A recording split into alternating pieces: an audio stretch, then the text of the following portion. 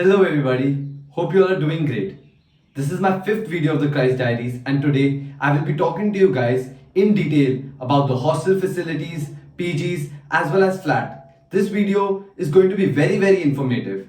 I will be further dividing it in between main campus, which is the Hostel Road one, as well as the Bannerghatta campus. I will be further bifurcating it for boys and for girls. So this video is going to be a little long. But don't worry, I would mention all the timestamps in the description so that you can directly go to the part you would want to watch. So let's get started. Hostel facilities for boys in the main campus. Now, Christ University has a full-fledged building dedicated for a boys' hostel inside the main campus. The name of the building is St. Kuriakos Elias Hall, and all those who want to be a part of this hostel can directly go and meet the dorm wardens. I will also be putting up a link which would have the details about the hostel, such as the fees of the hostel, the facilities of the hostel, and beds per room in the hostel. Along with the main building of the university, there are also hostels run by the fathers of Christ University. These hostels are situated just at the backside of the university. They are hardly 5 to 7 minutes of walk. The name of the hostel is Christ CST, so you can also register in those hostels. Hostel facilities for girls in the main campus. Like for boys, Christ University also has a full-fledged building dedicated for a girls' hostel inside the main campus. The name of the building is Jonas Halls, and a lot of girls stay in that building. I will also be putting up a link so that you would have the description of the hostel, the rooms, the number of rooms, the fees, as well as the facilities provided by the hostel. Like for boys, for girls as well, there are a lot of hostels situated near Christ University which are run by the nuns and are affiliated with Christ University. I will be putting up a few details about those hostels as well. Hostel facilities for boys in the BGR campus. Now in the Bannerghatta campus, just like the main campus, Christ University has a building dedicated for a boys hostel. The name of the building is Christ Hall. I will be putting down a link in the description which would include details such as the infrastructure, the fees and the facilities of the hostel. Hostel facilities for girls in the BGR campus. Sadly, Christ University does not have any hostel for girls in the BGR campus. If the girls have to stay in a hostel, they have to stay in the main campus and travel every day. So in the mornings, it would take about 35 to 40 minutes, whereas in the evenings, it would take about 45 minutes to 1 hour to reach the Bannerghatta campus from the main campus. In terms of the pros and cons of staying in the hostel facility, one of the biggest pros of staying in the hostel facility is that you would not be spending any money or time to reach your class from your hostels because they're just inside the university. Like it would hardly take you 5 to 7 minutes to reach to your class from your dorms, which is like the fastest way to reach to your classes. Second pro of staying in the hostel facility is the safety. Like safety just doesn't get better than that because you would have dorm wardens, you would have biometric attendants, you would have a lot of guards. So if you're looking for a very safe place, hostels are the thing for you. But in terms of the cons of staying in the hostel facility, they are just very strict. Like for the people who are staying in the hostel, they have to get back to their hostels at 8 or 9. For girls, it's even more strict. Like they have to get back at 6 or 7. And just since you are in the college, your day just starts then, right? Because after your 3:30 or 4 o'clock of classes, you go for your extracurricular activities, and after that is when you sit back, relax, chill, and also go for parties and dinners.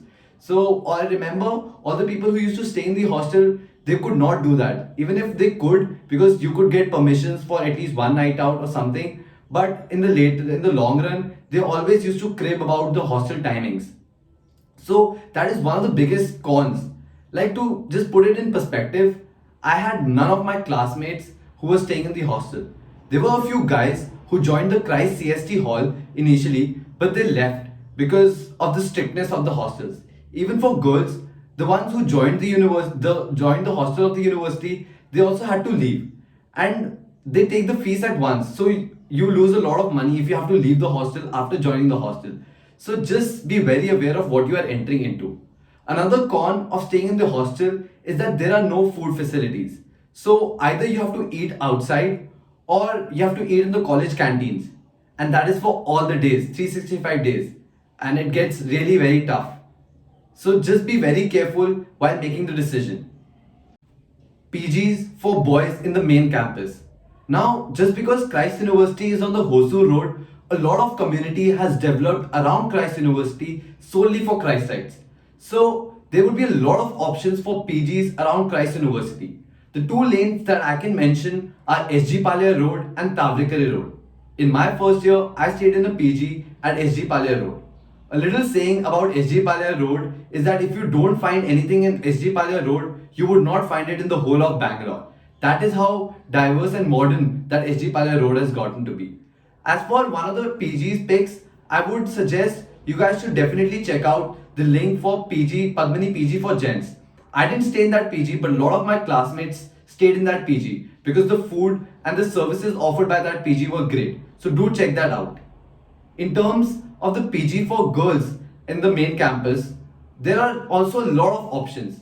Like all my classmates also stayed around Christ University in a few PGs. The famous ones that I can mention are the Serenity Hostels. A lot of girls stay in Serenity Hostels. They have a lot of branches in Bangalore, but the famous ones are near Christ University main campus, especially the new one which is just recently opened and it is at the backside of Christ University gate. So do check that out. I will be putting the link in the description for Serenity Hostels.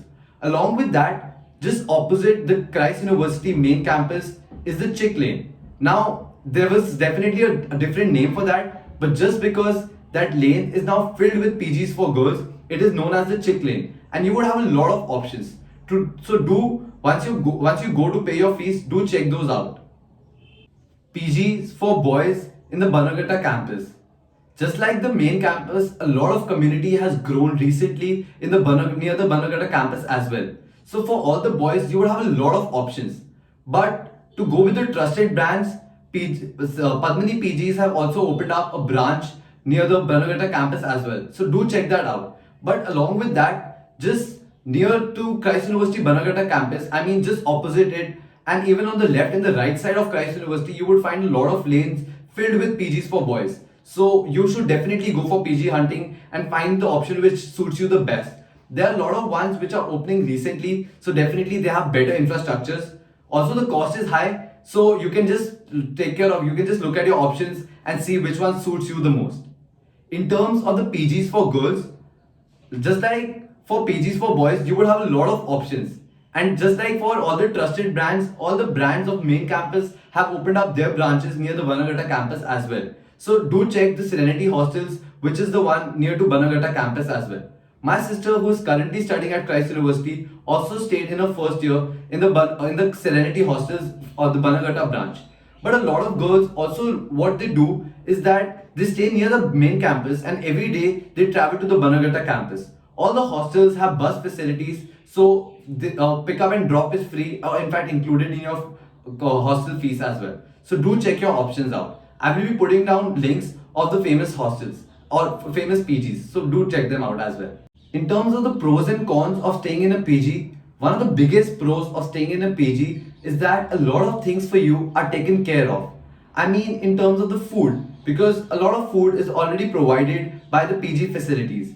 They provide you 3 meals, which is the breakfast, lunch, and dinner. Along with that, a lot of PGs have even evening teas. So, food is taken care of. Along with that, all these PGs have cleaning services. So, they would have helpers who would clean your room each and every day. A lot of PGs also provide you with laundry services. So, your washing of clothes is taken care of.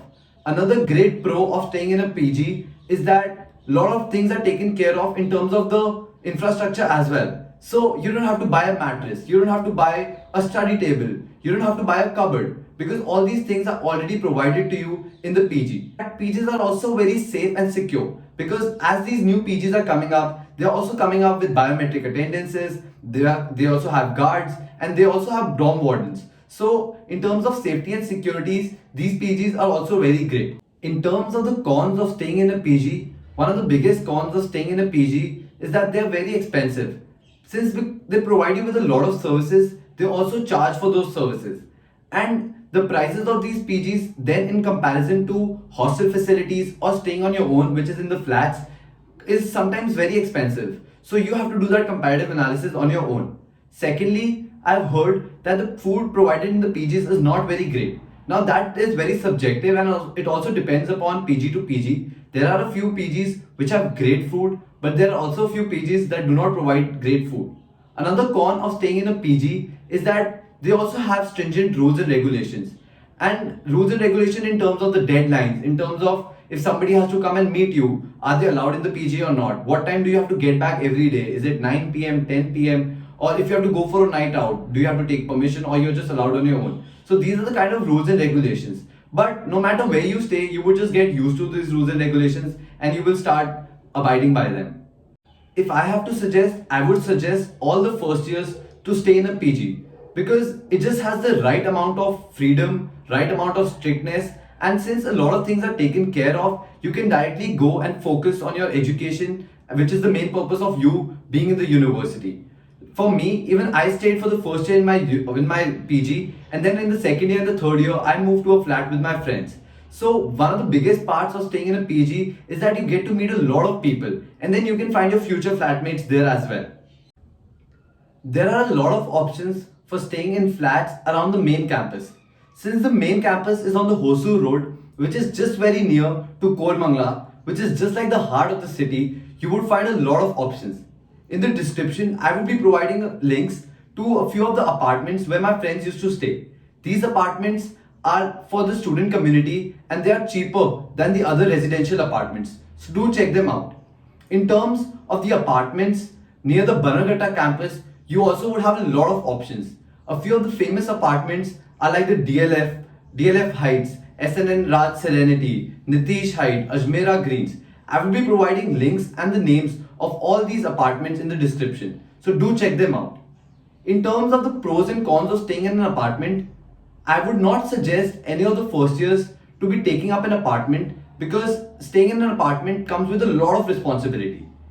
Like you would be paying your Wi-Fi bill, you would be paying your electricity bill, you would be taking care of the cleaner, you would have to be managing cooking on your own. So either you would have to appoint a cook or you would be ordering food every day online. So it just comes with a lot of responsibility, which I think as first years you should not take because you have to first of all get adjusted to the university, to the college, to your extracurriculars, and you have to make a name for yourself in the college. So staying in an apartment comes with like an added responsibility.